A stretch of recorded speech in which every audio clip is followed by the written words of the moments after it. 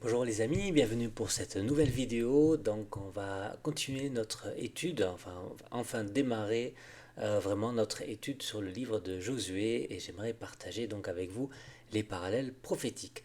Donc voilà, je vais faire un petit retour d'abord sur ce que j'ai fait déjà comme vidéo dans cette série.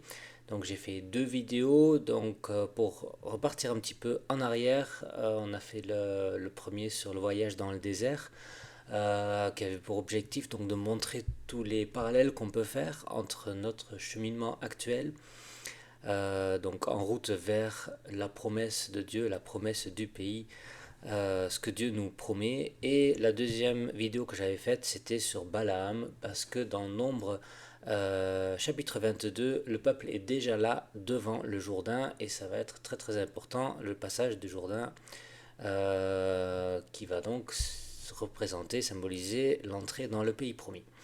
Donc le fait qu'on soit déjà devant, c'est notre situation actuelle. On est prêt à faire cette traversée et on attend que le Seigneur nous appelle à faire cette traversée. Donc voilà, on est dans des parallèles prophétiques. On est dans un contexte de la fin des temps et on sait que c'est pour très très bientôt. Voilà, donc le parallèle, j'avais dit un avec l'histoire d'Israël, tout ce que ça signifie pour nous, euh, ce voyage dans le désert. Et donc maintenant, dans Josué, on va regarder les différents événements. Il faut que ça colle donc avec les événements de l'Apocalypse, mais surtout qu'on y retrouve la même chronologie, hein. Il y a une certaine chronologie dans l'Apocalypse. J'ai fait des études sur ça pour démontrer que c'est de manière globale très chronologique, et on va retrouver cette chronologie aussi dans Josué. Et il faut que les événements, bien sûr, ça colle pour qu'on puisse confirmer que c'est la bonne interprétation qu'on est en train de faire. Hein, vous savez que dans Josué, il y a aussi les sept trompettes qu'on va retrouver dans l'Apocalypse. Il s'agit évidemment de la même chose, mais il y a encore beaucoup de choses à découvrir, des parallèles à faire. Donc voilà, on va retrouver tous ces événements, mais accrochez-vous parce que c'est pas du tout évident, c'est même bien complexe. Le qui, le quand, comment, pourquoi, c'est pas toujours simple. Alors, on a d'abord, dans cette vidéo, je propose donc de faire l'étude des chapitres 2, 3 et 4. Je vais survoler un petit peu ces chapitres-là. Je vous invite à les relire, même si vous les connaissez peut-être déjà très bien. Là, je vais passer directement au chapitre 2 qui nous parle de Rahab et les deux espions, parce que je vais commencer à faire un premier parallèle avec donc les deux espions et Rahab. C'est peut-être pas le parallèle le plus impressionnant de cette étude-là, mais je vous donne quand même mon interprétation pour ce que ça peut signifier pour la fin. Moi, je pense que ces deux espions représentent les deux témoins, hein. On va avoir les deux témoins qui vont prêcher à Israël. Vous connaissez ça, c'est dans Apocalypse chapitre 11. On trouve ces deux témoins dans plusieurs endroits de la Bible. On pense que c'est Moïse et Élie. Il y a d'autres interprétations aussi. Moi, je reste avec Moïse et Élie par rapport au passage de la transfiguration. Et puis, il y a aussi pas mal d'autres passages qui mentionnent aussi ces deux noms. On a ça à la fin de le dernier chapitre de Malachie, et Zacharie 13 aussi mentionne le comment ça s'appelle en Zacharie 13, je crois que c'est le berger et son compagnon. Voilà, je crois que c'est ça. Voilà, donc après il y a Rahab, et Rahab ça représenterait Israël, le peuple d'Israël, et Jéricho, donc Babylone la Grande. On va revenir sur tout ça dans la suite.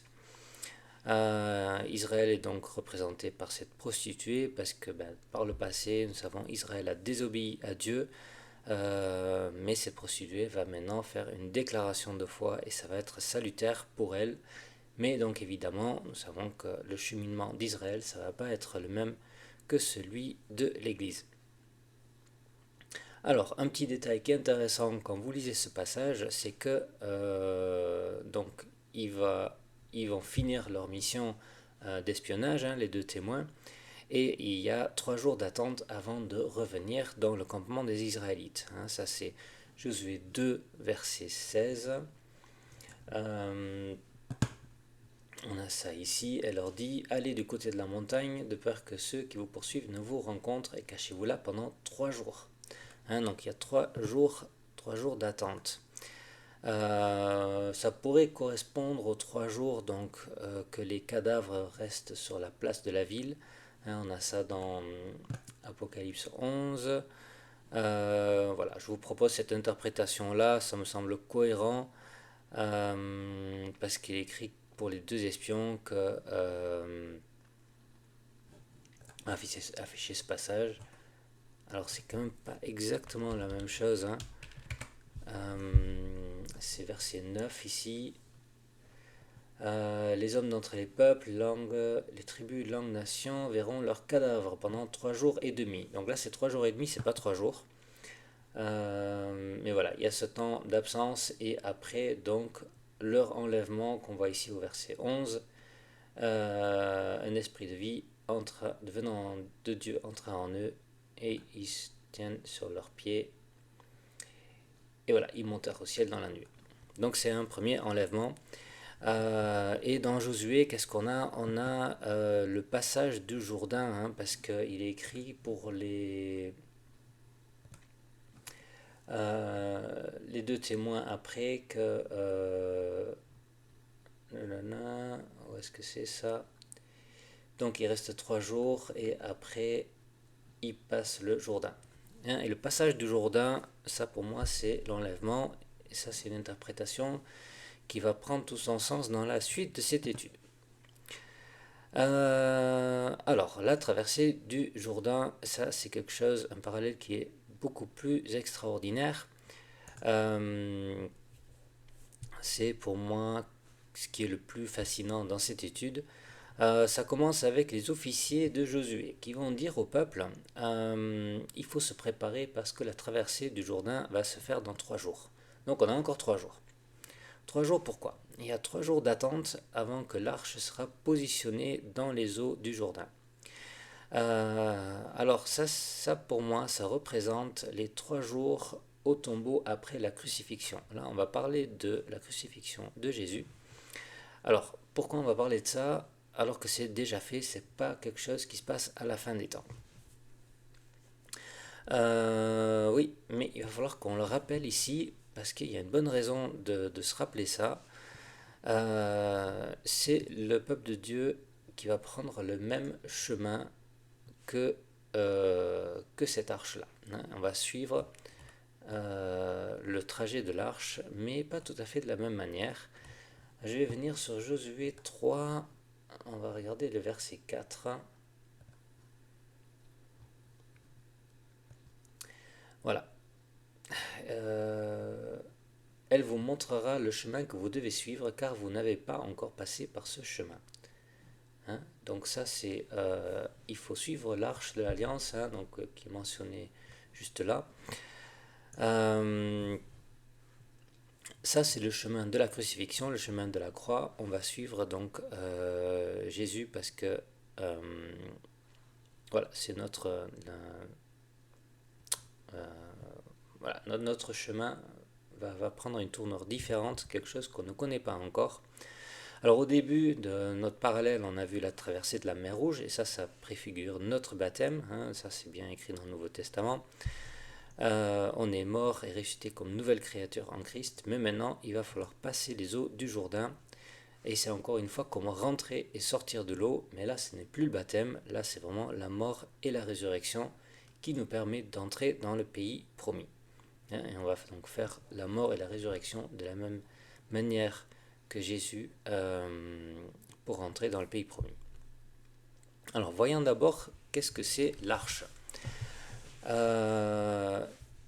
L'arche donc de l'alliance sera positionnée dans le Jourdain, et l'arche de l'alliance représente la mort de Christ pour nos péchés, parce que c'est sur le propitiatoire de l'arche, le couvercle de l'arche de l'alliance, qu'on dépose le sang de Christ pour obtenir le pardon des péchés.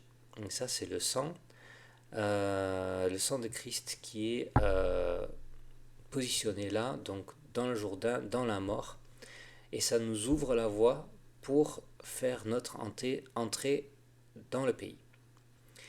Mais il y a plus que ça. La rivière s'appelle le Jourdain, et ce nom il a une signification. Je me suis dit, tiens, je vais regarder qu'est-ce que ça signifie, et c'est super intéressant. Ça signifie rivière du jugement. Dan, c'est comme Dan. Rivière du jugement. Il nous faut un moyen pour passer à travers l'eau et rentrer dans le pays de la promesse. Et nous ne pouvons pas passer à travers cette rivière parce que le Jourdain, c'est le jugement qui nous conduit à la mort. Et c'est pour ça que le Jourdain, il vous conduit où le Jourdain? Le Jourdain va à la mer morte. Ça, c'est vraiment incroyable. C'est le Jourdain, le jugement qui conduit à la mort. C'est la rivière qui va à la mer morte. Là où il n'y a pas de vie, il n'y a pas de poissons, il y a un taux de sel qui est très très élevé. Je fais une petite parenthèse, j'ai comparé le taux de sel de la mer morte, c'est 7 fois supérieur à ce qu'on trouve dans les autres océans. Tout ça, c'est plein de sens. Mais voilà, moi je vais traverser, sinon focaliser sur la traversée.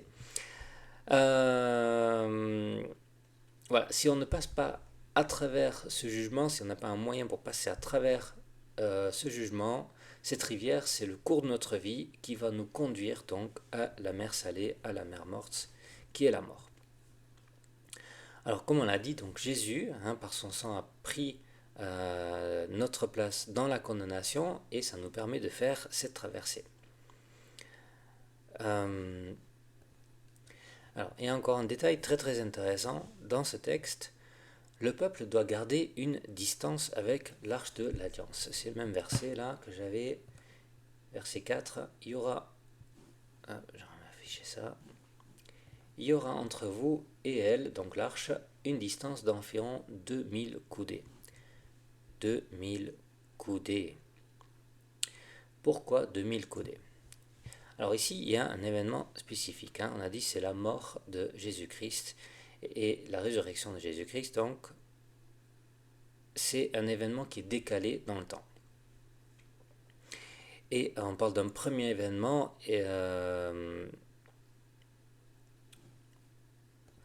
un premier événement de la fin des temps. Il ne s'est pas seulement passé d'autres choses encore avant, parce qu'on commence déjà avec l'événement le plus important de la fin des temps. Mais là, il y a la mort de Christ qui a eu lieu déjà il y a 2000 ans. Maintenant, une coudée pour un an, 2000 ans après, c'est pour nous la mort et la résurrection en Jésus-Christ. Pour moi, ces 2000 coudées indiquent qu'il y a 2000 ans après la mort de Christ que nous allons passer aussi par ce chemin par où on n'est pas encore passé. Alors, faites le calcul. Je n'avais pas vraiment prévu de suggérer une date pour le jour de l'avènement de Christ, mais en fait, ça me tombe un peu dans les mains en lisant ce passage. Voilà, Jésus a été crucifié donc en l'an 33, donc peut-être quelques années d'écart si le compte n'est pas exactement bon avec notre calendrier, je sais pas. Mais je pense qu'on peut s'attendre à quelque chose de proche. De toute façon, avec les événements aujourd'hui, on peut sentir que c'est pas très loin. Le texte dit environ, donc c'est environ 2000 coudées. Donc ça peut être un peu plus, un peu moins.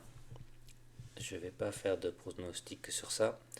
Mais je pense que c'est quand même que ces 2000 coudées signifient les 2000 années d'écart entre la mort et la résurrection de Christ et notre traversée, qui sera donc notre résurrection.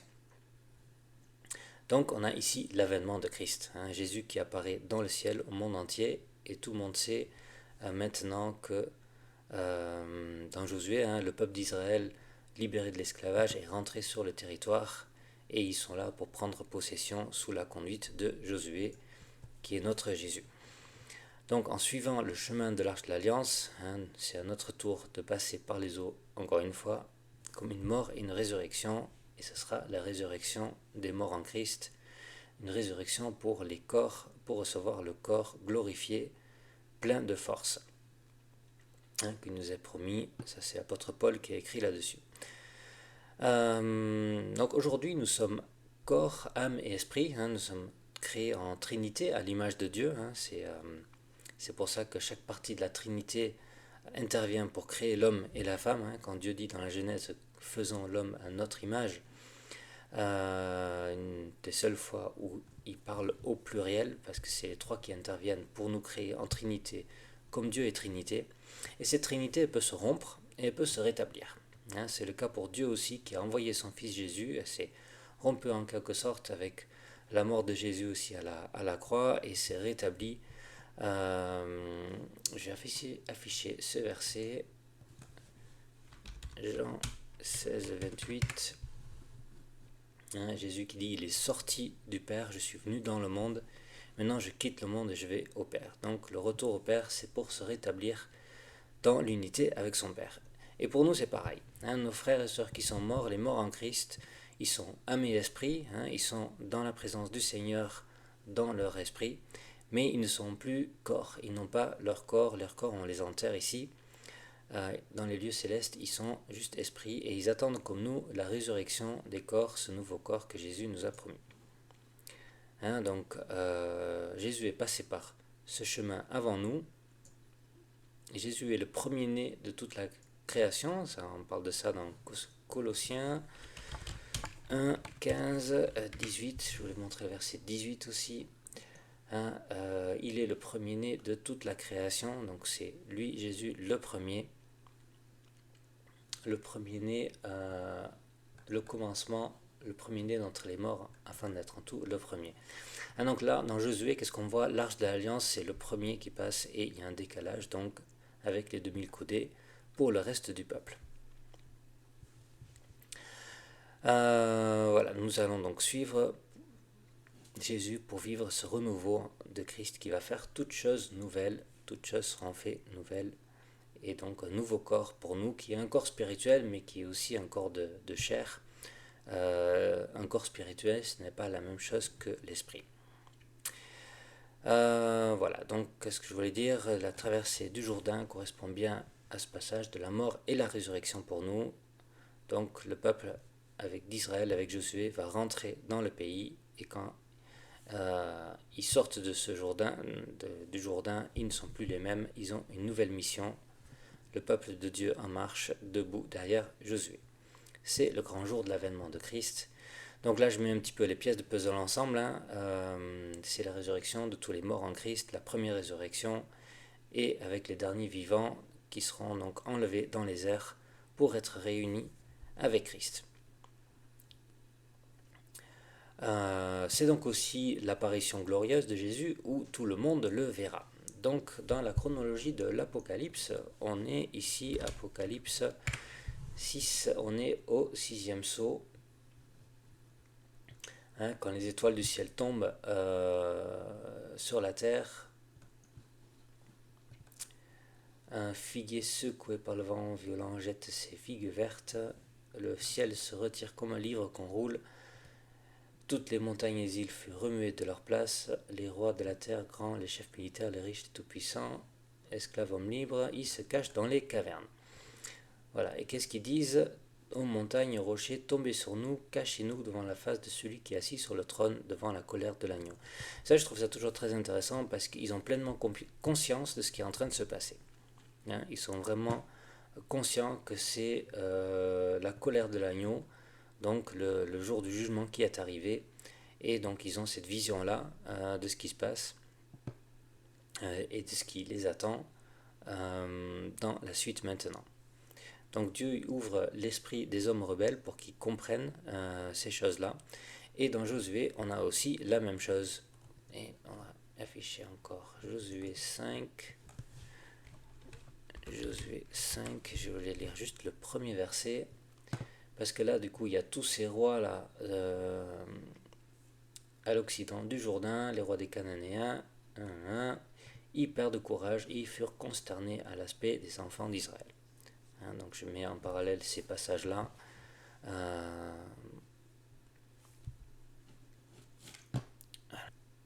C'est le grand jour de l'avènement de Christ. Et ça y est, les élus sont maintenant réunis avec Christ. Et maintenant, on peut continuer à rentrer dans le vif du sujet avec tout ce qui va se passer dans le livre de Josué. Voilà, il y a encore beaucoup de choses à découvrir et je garde ça pour une prochaine vidéo. Je vous dis à bientôt, que Dieu vous bénisse.